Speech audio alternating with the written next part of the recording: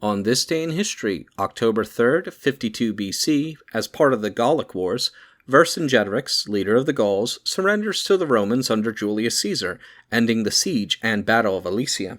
Included in the following is an excerpt from the 1944 edition of the Encyclopedia Britannica, going over the history of the siege.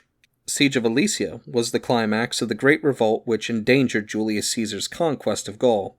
He was temporarily back in Italy after his expeditions across the Rhine and the Channel when word came of the general rising, end of 53 BC, of most of the Gallic tribes under Vercingetorix, a chieftain of the Averni, modern Auvergne.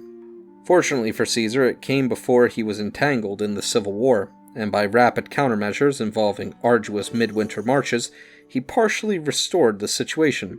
But guerrilla warfare on a far-reaching scale undermined his efforts. He was forced to abandon his siege of Gergovia, modern Clermont-Ferrand, Vercingetorix's own town, and through the Audi, joining in the revolt, was cut off from his base in the south.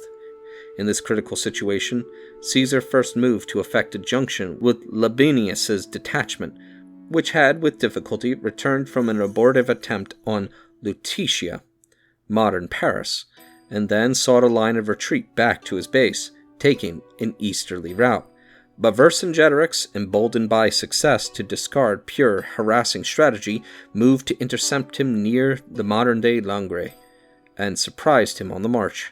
The Romans succeeded in repulsing the attack, and Vercingetorix retreated to a fortified camp at Alesia, probably Mont Oxus, near modern Dijon.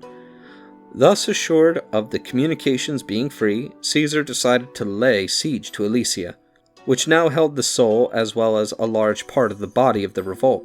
He completely invested the position, surrounding it with lines of contravallation, 10 miles in perimeter, and fortified with all the science of Roman field engineering. And outside these, he built lines of circumvallation to protect himself from any relieving forces. These soon gathered in great force, but inadequate organization, and their onsets were repulsed until, finding that Vercingetorix's sortie was equally ineffectual, they retired. The third and last attempt, made at the weakest spot, a hill which could not be included in the lines of circumvallation, was barely withstood, but with its failure, Vercingetorix was forced, from a lack of supplies, to surrender. Thereafter, although isolated outbreaks occurred, the Roman grip upon Gaul was not again seriously threatened.